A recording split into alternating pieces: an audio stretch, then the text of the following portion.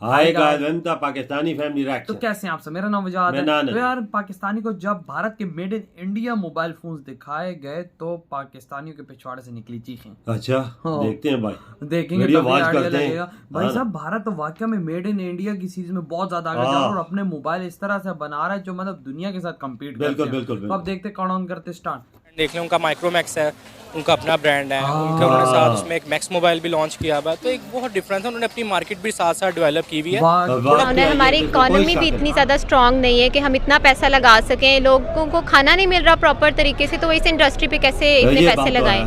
तो I don't think so कि कुछ इसमें बेटरमेंट लगा था कि इंडिया दुनिया की 5th वर्ल्ड बिगेस्ट इकोनॉमिक बन चुका है और चाइना अगर इस अपने प्लांट निकाल भी तो इंडिया को इससे कोई फर्क नहीं पड़ता। इसलिए हम लोग तो उर्दू बोलते हुए भी काफ़ी औरत के जो उर्दू बोलता है वो भी जाहिल है। हम तो अपनी ज़बान को ऑन नहीं करते, तो ब्रांड्स तो फिर एक सेकेंडरी चीज़ है।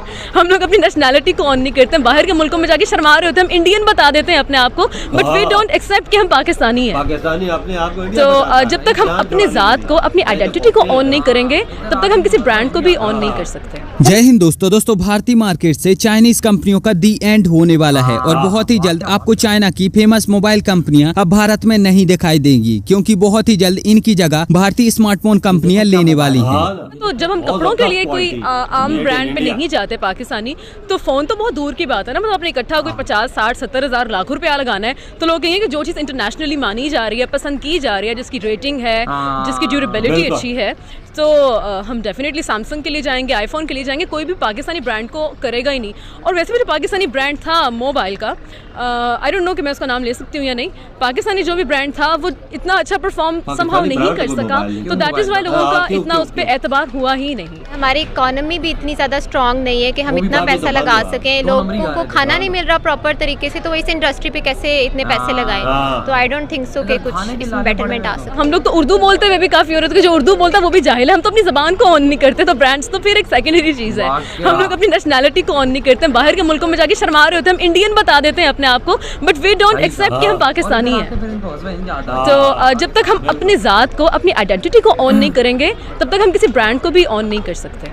अब दरअसल भारत सरकार चाइनीज कंपनियों को लेकर बहुत ही ज्यादा सीरियस हो चुकी है और इसीलिए भारतीय स्मार्टफोन कंपनियां लावा, माइक्रोमैक्स और कार्बन एक बार फिर से एक मेजर कमबैक करने जा रही हैं और फिलहाल इन भारतीय कंपनियों को भारत में कई बड़े बड़े एडवांटेज मिलने वाले हैं। तो इनको यहाँ पर क्या क्या एडवांटेज मिलेंगे इसके बारे में तो हम बात करेंगे ही, लेकिन पहले जरा इस चीज के बारे में बात कर लेते हैं जो कि भारतीय कंपनियों ने यहाँ पर कुछ बातें कही हैं, क्योंकि ये बातें मुझे सुनने में थोड़ी सी अजीब लगी हैं। अब अगर हम कार्बन कंपनी की तरफ से बात करें जो कि चाइनीज मोबाइल कंपनी जियोनी की मालिक हैं, तो उनके जो प्रमुख व्यक्ति हैं प्रदीप जैन, उनका यहाँ पर कहना है कि ये कमबैक करने के लिए एक बहुत ही अच्छा समय है और अब हम भारतीय मार्केट में 8,000 रुपए से कम की कीमत वाले बजट 4G फोन लेकर आने वाले हैं। तो इनकी पहली बात तो मुझे यही अजीब लगी कि आखिरकार ये 8,000 रुपए से कम के फोन क्यों बना रहे हैं, क्योंकि ये जो भारत का मार्केट है वो तो फिलहाल 10,000 रुपए से लेकर 12,000 रुपए तक पहुँच चुका है और ये जो 8,000 से कम वाला मार्केट था वो तो 2015 या फिर 16 में था। तो आज ऐसे फोन की जरूरत नहीं है और अगर आज कोई कंपनी ऐसे फोन बनाती है तो वो उसमें क्या ही कंपोनेंट डालेगी और क्या ही उसकी डिजाइन बना पाएगी। दूसरी बात ये यहाँ पर कहते हैं कि क्योंकि पूरे भारत में अभी अच्छे से 5G को आने में 3 साल और लग जाएंगे और इसीलिए जब 5G अच्छे से आ जाएगा तभी हम 5G फोन लेकर आएंगे। तो ये तो कोई बात होती नहीं है, क्योंकि जो चाइनीज और कोरियन कंपनी है वो तो भारत में 2 साल पहले से 5G फोन लेकर आ रही है और कोई भारतीय कंपनी 3 साल बाद की बात कर रही है। तो ये बातें मुझे सुनने में थोड़ी अजीब सी लगी है। और अगर हम माइक्रोमैक्स की तरफ से बात करें तो उनके विचार भी बिल्कुल ऐसे ही होते हैं। लेकिन अगर हम बात करें लावा जैसी कंपनियों की, तो लावा कंपनी के जो प्रमुख व्यक्ति हैं सुनील रैना, उनकी बातों से मैं काफी हद तक सहमत हूं और उनके जो काम है मुझे अच्छे भी लग रहे हैं, क्योंकि लावा भारत में एप्पल और OnePlus के बाद तीसरी सबसे ज्यादा तेजी से ग्रोथ करने वाली कंपनी बन चुकी है और आज के समय लावा भारत की पहली ऐसी कंपनी बन चुकी है जो कि लगातार तेजी से अपना मार्केट शेयर बढ़ाती जा रही है और चाइनीज कंपनियों को कड़ी टक्कर दे रही है। लावा कंपनी की जो मोबाइल सर्विस है वो भी माइक्रोमैक्स जैसी कंपनियों के मुकाबले बहुत ही ज्यादा एडवांस बन चुकी हैं। और अगर हम लावा के फोन के बारे में बात करें तो लावा कंपनी के पास आज एक से बढ़कर एक सस्ते से लेकर महंगे दामों पर 5G मोबाइल उपलब्ध हैं। लावा कंपनी की तरफ से अपने ग्राहकों की संतुष्टि के लिए एक और नया नियम निकाल दिया गया है, जिसमें लावा कंपनी का कहना है कि आप हमसे जो भी फोन लेते हो उसमें अगर किसी प्रकार की कोई खराबी आती है या फिर वो डैमेज पीस निकलता है तो हम उसकी जगह पर आपको एक नया फोन देंगे। तो चलो अब थोड़ा सा हम इस चीज के बारे में भी जान लेते हैं कि आखिर आखिरकार इन भारतीय कंपनियों को क्या क्या एडवांटेज मिलने वाले हैं। तो देखो, पहला एडवांटेज तो इन भारतीय कंपनियों को यही मिल जाता है कि आज के दिन जो चाइनीज मोबाइल कंपनियां हैं वो भारत में ही नहीं चाइना में भी बहुत ही तेजी से बर्बाद हो रही हैं। और भारत में जो Xiaomi सबसे ज्यादा मोबाइल बेचती थी अब वो तीसरे पायदान पर आ चुकी है। और बीबी की ग्रुप जिसके अंतर्गत Oppo, Vivo, OnePlus, Realme और iQOO जैसी कंपनियां आती हैं, उनका यहाँ पर कहना है कि अब उनको बहुत ही ज्यादा घाटा लग रहा है और अब वो इतनी सारी कंपनियों को हैंडल नहीं कर पाएंगे। और हो सकता है कि भविष्य में OnePlus और Realme और Oppo का मर्जर करके एक कंपनी बना दी जाए और Vivo और iQOO का मर्जर करके एक कंपनी बना दी जाए। दूसरी तरफ अगर हम Xiaomi जैसी कंपनियों की बात करें तो उनके साथ भी बिल्कुल ऐसा ही होने वाला है और उनके जो अदर ब्रांड हैं जैसे कि Poco और Redmi वो भी उनका मर्जर करने वाले हैं और हो सकता है कि भविष्य में इन सभी कंपनियों को मिलाकर एक कंपनी बना दी जाए। दूसरा एडवांटेज इन भारतीय कंपनियों को यहाँ पर यह मिल जाता है कि कुछ रिपोर्टों का मानना है कि भारत सरकार अप्रत्यक्ष रूप से भारतीय कंपनियों का समर्थन कर रही है और चाइनीज कंपनियों को देश से भगाने की कोशिश कर रही है। और ये बात सही भी हो सकती है क्योंकि पिछले ही साल आपने सुना होगा कि ईडी ने Xiaomi कंपनी के 5500 करोड़ रुपए की रकम को जब्त कर लिया था और ईडी का यहाँ पर कहना था कि Xiaomi कंपनी इलीगल तरीके से ये पैसा अमेरिका के थ्रू चाइना में भेजने की कोशिश कर रही है। बिल्कुल ऐसा ही हुआ था, बिल्कुल ऐसा ही हुआ था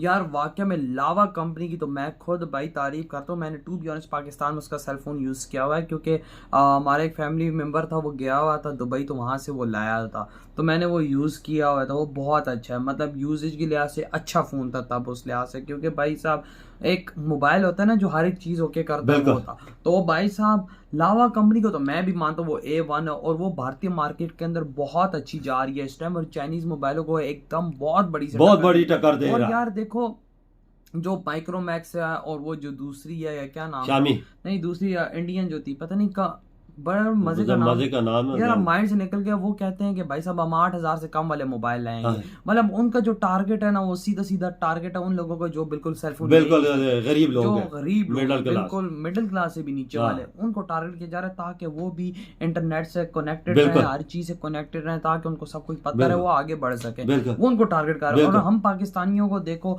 भाई हमारे यहाँ तो कुछ है ही नहीं, हमारे पास मोबाइल भी नहीं है। देखो ना जब मोबाइल का बोला तो वो लड़की कहती है मोबाइल तो दूर की बात, हम बाहर मुल्कों में जाते हैं तो हम अपने आप को इंडियन बताते हैं क्योंकि अगर पाकिस्तानी बताया तो हमें मारना पड़ेगा। देखो ये पाकिस्तानी भी इस बात को मानते हैं कि हम लोग बाहर जाके इंडियन नाम लेते हैं और भाई पाकिस्तान में आके हमें गज़वा हिंद याद आ जाती है। बिल्कुल बिल्कुल यही बात है वजह, वो तो भारत का नाम यूज करते हुए तुम लोगों को शर्म नहीं आती और भाई साहब पाकिस्तान का नाम लेना, पाकिस्तान का अपनी नेशनलिटी बनानी है तो नाम लेना पड़ेगा। पावे मार पड़ती है, पावे जी कुछ पड़ता है, नाम तो लेना। फिर इंडिया का क्यों लेते हो? मेरे इधर आके बदमाशी भी करते हो, गज़वा हिंद ते गडिया हो ते ये देखो दूसरी चालें ना। और फिर भाई जहाँ तक फोनों की बात है हमारे पास खानों के लाले इस टाइम लगे हुए, खाने को रोटी नहीं है। हम मोबाइलों की कंपनियां कहाँ से बनाएंगे? तो एक मोबाइल था जो पहले 10 का था वो अभी 40,000 का है। और भाई साहब हमें सीखना चाहिए वाकई भारत से कि बाहर की 4-4, 5-5 कंपनी इस टाइम मैदान में है और वो भारत के अंदर ऐसे ऐसे मोबाइल दे रही जो चाइनीज कंपनी भी नहीं दे रही और जो इतनी अच्छी पॉलिसीज के भाई अगर मोबाइल खराब होता है इस टाइम के अंदर तो तुम लोग नया ले लो। लावा कंपनी देगी, लावा अंदाजा करके नहीं देंगे नया मोबाइल। ये देखो ये कोई कंपनी नहीं देती, ना चाइनीज देती ना और बाहर मुल्क की कोई कंपनी नया मोबाइल आपको नहीं देगी। जरा सी भी खराबी हो नया मोबाइल और ये मेड इन इंडिया दे देख लावा कंपनी के।